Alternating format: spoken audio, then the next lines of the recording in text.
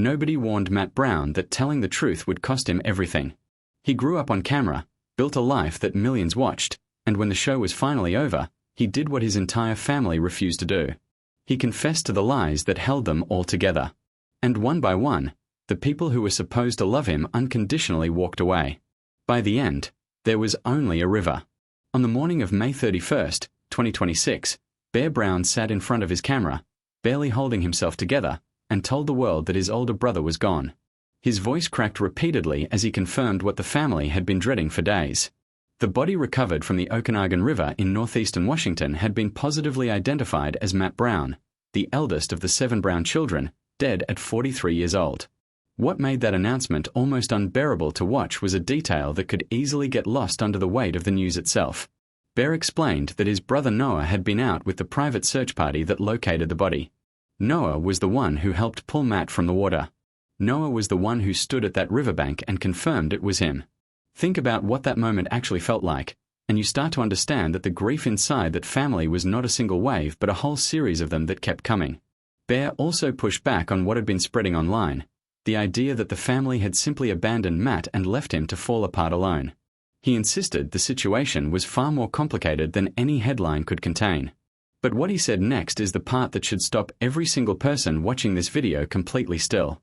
He mentioned that in one of Matt's final videos, Matt had spoken openly about how much the negative comments on his posts had hurt him. And Bear looked directly into his lens and said what most of us already know but almost never act on. The person on the other side of your screen is a real human being, and sometimes words hurt more than fists ever could. That is not a throwaway line at the end of a grief video. That is a man telling you, as clearly as he possibly can, that the cruelty his brother absorbed from strangers online played a real role in where things ended up. If you have ever left a cruel comment on a stranger's post and told yourself it would not land anywhere that mattered, that part of this story was written specifically for you. But the confirmation on May 31st was the end of the story. The days that came before it reveal a search that no family should ever have to go through. On Wednesday, May 27th, a 911 caller reported seeing a man sitting in the shallows of the Okanagan River near Oroville. The caller looked away briefly. When they turned back, the man was face down in the current and drifting away. A family member had reportedly seen Matt that same morning near the Driscoll Island Wildlife Area, roughly a mile from where the call was made. A backpack with an empty holster was found near the water. The Okanagan County Sheriff's Office launched a full search involving divers, cadaver dogs, sonar equipment, and a boat crew from the Washington Department of Fish and Wildlife. For 2 days the search continued, methodical and grim.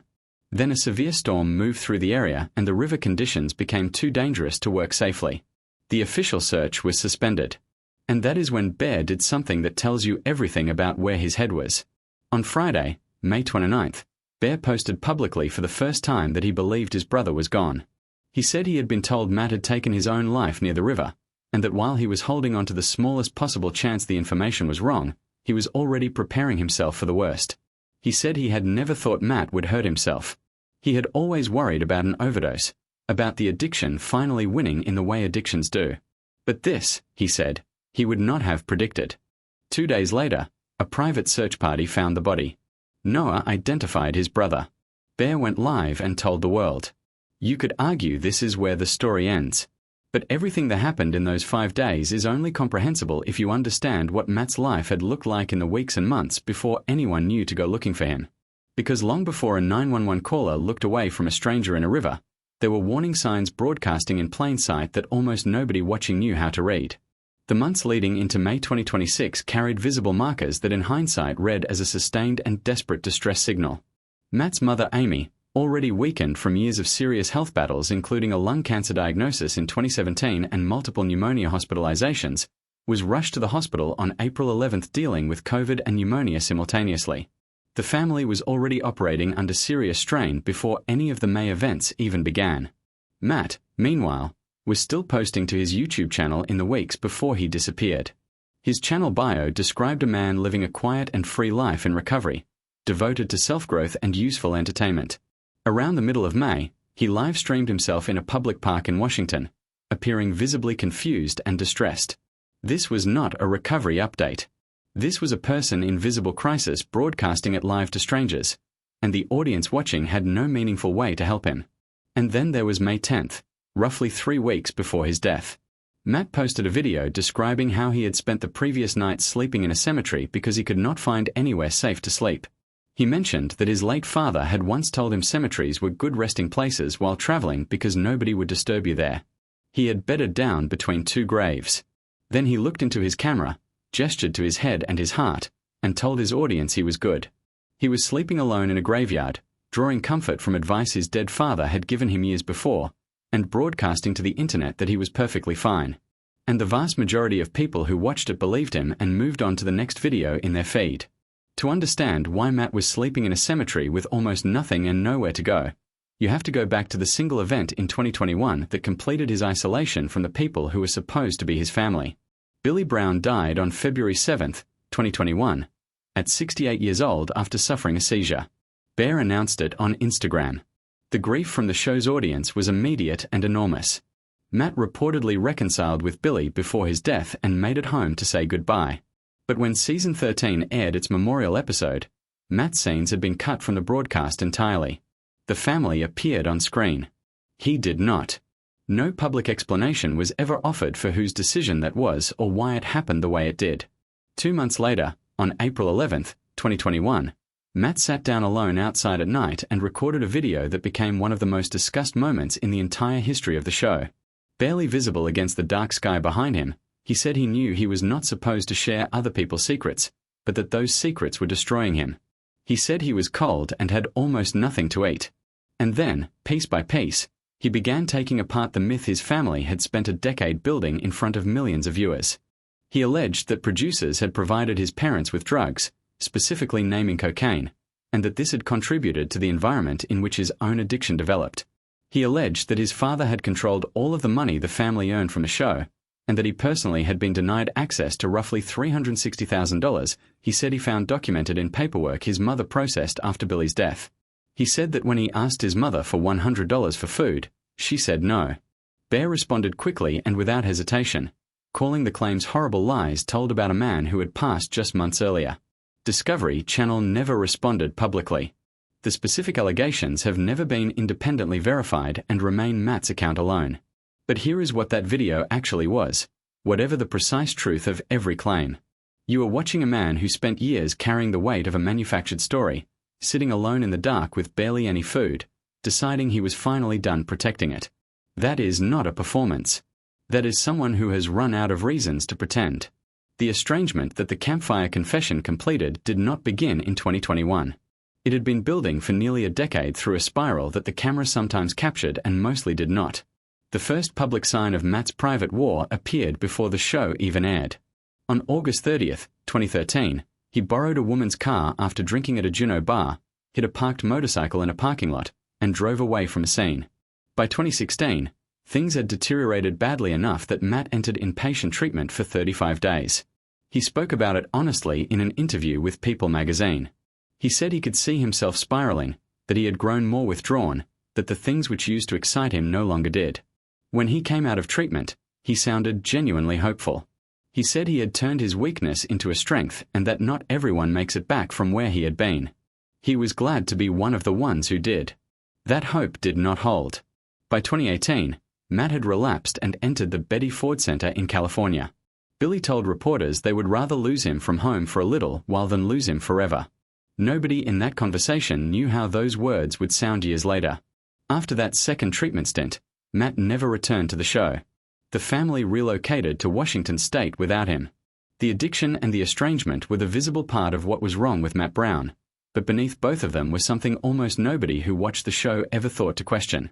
Matthew Jeremiah Brown was born on September 7, 1982, in Fort Worth, Texas. His father Billy relocated the family to a remote stretch of the Alaska Panhandle when Matt was still a toddler, settling in a place where the nearest town required a 20-minute boat ride to reach. Matt grew up without a school building, without neighborhood kids, and with almost no contact with the outside world. His parents homeschooled all 7 children and the family called themselves a wolf pack, a unit that existed almost entirely on its own terms. When Alaskan Bush People premiered on May 6, 2014, Matt became the talkative eldest son, the survival expert, the warm and rough presence who carried the family's identity on his shoulders and made it look effortless. By 2015, the show was pulling nearly 5 million viewers, and Matt was a genuine reason for those numbers. But between filming sessions, they were staying at lodges rather than the remote homestead the show kept presenting as their permanent home. And a grand jury indictment in 2014 for falsifying permanent fund dividend applications confirmed what critics had been saying, that the family's born wild, never-tamed identity was at minimum significantly constructed. Matt knew all of it firsthand. He performed the constructed version of himself for season after season anyway. And if you have ever had to perform a version of yourself that is not entirely honest, even for understandable reasons, you already understand the kind of weight that accumulates behind that performance over years, and what it eventually costs the person doing it. The man who grew up performing a constructed version of himself for millions of strangers was the same man who ended up sleeping in a cemetery alone.